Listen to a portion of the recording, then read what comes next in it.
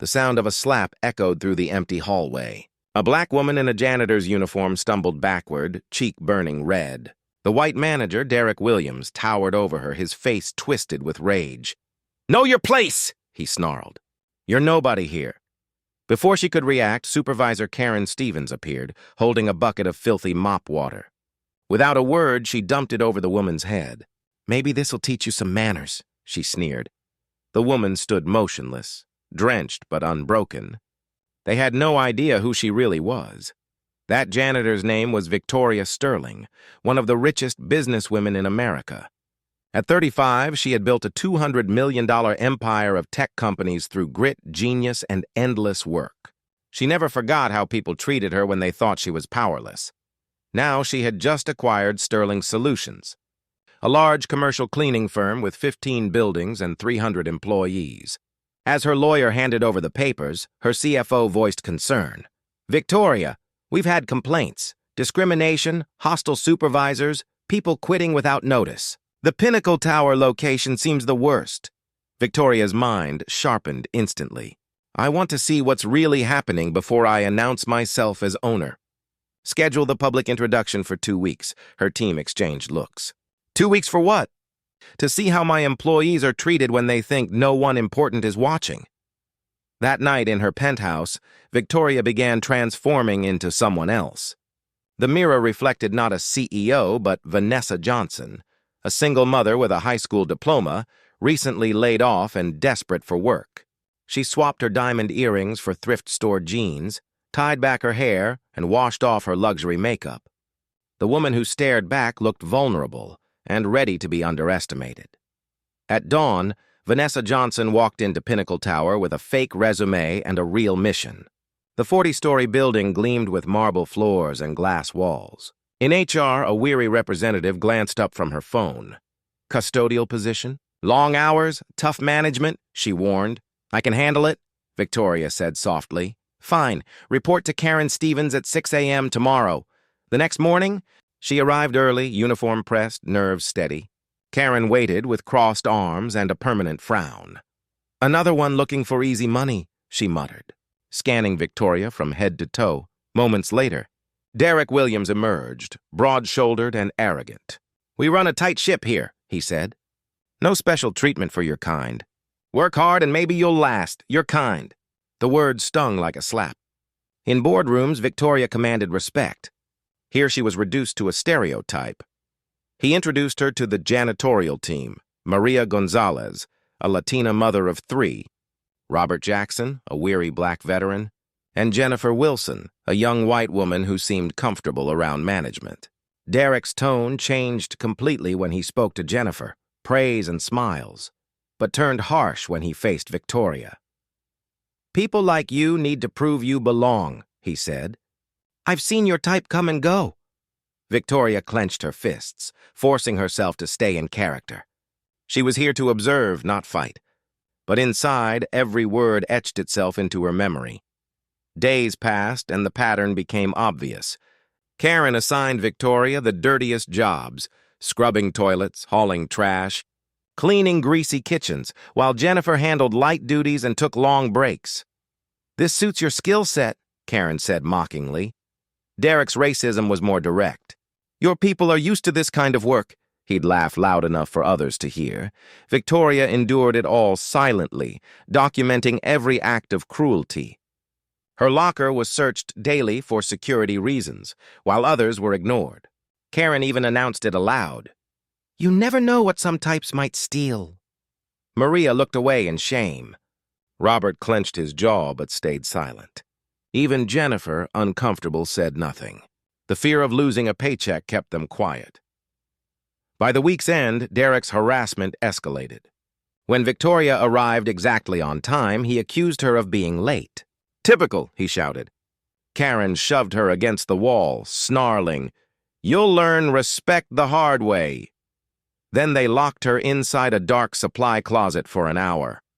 Through the door, Victoria heard Derek laugh. She's used to small spaces, probably feels at home. When she was finally released, she realized this wasn't mere hostility. It was hatred. The following week, Victoria thought she had seen the worst of Derek and Karen's cruelty. She was wrong. One afternoon, while mopping near Derek's office, a small puddle formed on the floor. It was a trivial mistake, but to Derek, it was the opportunity he'd been waiting for. "Clumsy!" he exploded, storming out of his office. "Just what I expect from someone like you. Can't even mop a floor, right?" Before Victoria could apologize, his hand struck her across the face. The crack echoed through the hall. Shock froze her body. The powerful CEO who commanded respect from billionaires had just been slapped by a man who thought she was beneath him. Karen appeared carrying a bucket of dirty water. With a cruel grin, she dumped it over Victoria's head. "Cool off," she said. "Maybe it'll wash that attitude away." Soaked and humiliated, Victoria stood silent as Derek continued his tirade. Then he raised his voice so the entire floor could hear, "Someone call security! She's dangerous. You never know what these people might do." Gasps rippled through the staff. No one moved. Jennifer, pale with guilt, whispered later, "I'm sorry. If I speak up, they'll fire me." Robert simply said, "Same thing happened to me once." Some things never change. Victoria realized she had uncovered more than toxic leadership. She'd found a culture built on fear and racism. And now Derek and Karen were about to destroy themselves. That night, she stayed late to clean the supply room and found something shocking. Boxes of brand new equipment, vacuum parts, computer peripherals, even laptops were stacked near the door. She watched as Derek and Karen loaded them into Derek's car, whispering like thieves. "That's another couple thousand," Karen said. "The new owner won't notice," Derek chuckled. "These rich people never check inventory." Victoria hid behind shelves, recording everything on her hidden phone. They weren't just racists. They were embezzling company property. But her luck turned when Karen spotted movement. "What was that?" she hissed. Derek's eyes narrowed. "Someone's in here." They found her crouched behind the boxes. "You didn't see anything," Derek said, his voice low and menacing. Karen's face went pale. "She's going to report us." Derek's expression hardened. "Not if we handle it first." He leaned close to Karen and whispered, "We'll call the cops. Say she attacked us. Make it sound dangerous. They'll believe us over her." Karen nodded eagerly. "Perfect." They always do. Victoria's pulse raced. They were planning to weaponize the police, to destroy her with lies. But instead of confronting them, she did what powerful people do best. She strategized. As soon as she was out of sight, she made a quiet call to her assistant, Amanda. "Move the company introduction meeting to tomorrow morning, 9 sharp, she said calmly. "But ma'am, no delay. Also have security seal the supply room tonight. We have thieves on the premises." By morning, Derek and Karen's trap was ready. Derek staged fake injuries, scratched his arm, knocked over boxes, and rumpled his clothes. Then he shouted down the hall, "Help! She attacked me! Somebody call security!" Victoria stood still, her heart pounding but her face calm. Employees gathered, whispering. Karen called 911, voice trembling with false fear. "There's an aggressive black female threatening staff," she told the dispatcher. "She attacked our manager. We're scared for our lives." Minutes later, 2 police officers arrived. One looked weary but cautious. The other had already made up his mind. They saw a black woman in a janitor's uniform and 2 trembling white managers. It was all the evidence they needed. "Ma'am, turn around," one ordered. Victoria's stomach turned. 2 weeks ago, she'd signed million-dollar contracts. Now she was being handcuffed for a crime that didn't exist. For what? She asked, steady but defiant. Derek pointed to his fake scratches. "She went crazy, threatened us. We feared for our safety. The officers didn't question it." The cuffs clicked around her wrists as dozens of employees looked on. Karen smirked. "Finally," she said loud enough for everyone to hear, "someone's taking out the trash." But before they could escort her out, the front doors opened. A man in a sharp suit walked in, David Patterson, her lawyer. His tone cut through the chaos. "Officers, I need a word before you make a serious mistake." "Sir, step back," one replied. David smiled slightly. "You're about to arrest the new owner of this company." The room went silent. Derek's smug expression faltered. David presented documents and calmly dismantled their lies. He pointed to inconsistencies in their story, demanded the security footage, and waited. When the video played, it showed Derek staging the entire scene. The officers froze. Within minutes, they removed Victoria's cuffs. "You're free to go, ma'am," one said quietly. Then he turned to Derek and Karen. "You're lucky we don't arrest you right now." Victoria said nothing. The humiliation still burned, but revenge was coming. As Derek and Karen tried to act unfazed, David leaned toward Victoria. "Tomorrow's meeting?" She nodded. "They'll meet their new boss in the morning." The next morning, Derek and Karen strutted through Pinnacle Tower as if nothing had happened. Derek straightened his tie in the mirrored wall, smirking. "We handled that mess perfectly," he told Karen. "The new owner will thank us for keeping order." Karen chuckled. "Probably some rich idiot who's never cleaned a floor. People like that don't understand how to manage workers." At 8:45 a.m., an announcement echoed through the building. "All employees, report to the main conference room immediately for an important company meeting." Derek grinned. "Showtime," he said. He led the staff into the conference room, chest puffed out. "The new owner's coming," he told them proudly. "Maybe they'll finally see what real management looks like." Karen stood beside him, glowing with self-satisfaction. "At least we cleaned house yesterday," she whispered. "Got rid of the troublemaker." The room fell quiet as the HR rep stepped forward.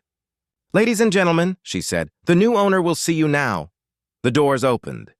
Every head turned, and through them walked Victoria Sterling. No mop bucket, no uniform, no disguise.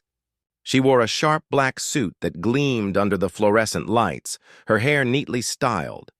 Confidence radiating from every movement. Behind her came David Patterson, briefcase in hand and a calm smile that could end careers. Derek blinked. "Security!" he shouted, voice cracking. "The janitor's in the wrong room!" Victoria smiled slightly. "Hello, Derek. Hello, Karen." David stepped forward. "Everyone," he said clearly, "this is Victoria Sterling, owner of Sterling Solutions and of this building." The silence that followed was so complete, you could hear the air conditioning hum. Derek's skin turned ghostly white. Karen's mouth opened and closed soundlessly. "That's impossible," she whispered. "She's just—" Victoria's eyes locked onto hers. "Say it, Karen, just what?" Derek stammered. This must be a mistake." "You can't be—" "The only mistake," Victoria interrupted, her voice cool and sharp, "was trusting you to run my company." Gasps spread through the employees. Maria's hand flew to her mouth. Robert straightened, pride flickering across his tired face. Jennifer stared at Victoria, horror and admiration mixing in her eyes. Derek tried to regain control, voice trembling. "Miss Sterling, if I'd known who you were, I never would have—" Victoria cut him off coldly. "Exactly. You attacked me because you didn't know who I was. You poured filthy water on me, called me names, and had me arrested, all because I'm black. You thought you could get away with it." Karen jumped in, desperate. "We didn't know. We just—" Victoria's laughter was bitter. "You didn't need to know who I was to treat me like a human being." Derek's tone turned defensive. "You're overreacting. We were just maintaining order." "You were maintaining white supremacy," Victoria snapped. "You used authority and the police as weapons against people who couldn't fight back. But you made one mistake. You chose the wrong target." The words hit like a hammer. Derek's bluster faded, replaced by the dull realization that his career was over. Victoria looked directly at him. "I went undercover to learn how this company truly operates. What I found was abuse, discrimination, and theft. And I have it all recorded." David opened his briefcase and laid several folders on the table. "Security footage, witness statements, financial records showing company property missing from inventory and ending up in Derek's personal accounts." Karen's face drained of color. "You can't prove—" "We already did," David said evenly. Derek stepped back, eyes wild. "You can't do this!" "I'll sue you for discrimination." "This is retaliation!" Victoria folded her arms. "Good luck explaining the videos to a jury." The doors opened again, this time with 2 detectives and 2 FBI agents walking in. The lead detective spoke firmly. "Derek Williams." "Karen Stevens, you're under arrest for assault." theft of company property, filing false police reports, and conspiracy to commit fraud. Gasps filled the room. Derek's face twisted with rage as the handcuffs clicked. "This is a setup," he shouted. "You planned this. You wanted revenge." Victoria's tone was calm but lethal. "I plan to see how you treat people when you think they have no power. Everything else you did to yourselves." The FBI agent held up documents. "We've traced stolen company supplies sold online through your personal accounts, Mr. Williams. Miss Stevens, your bank records show illegal deposits."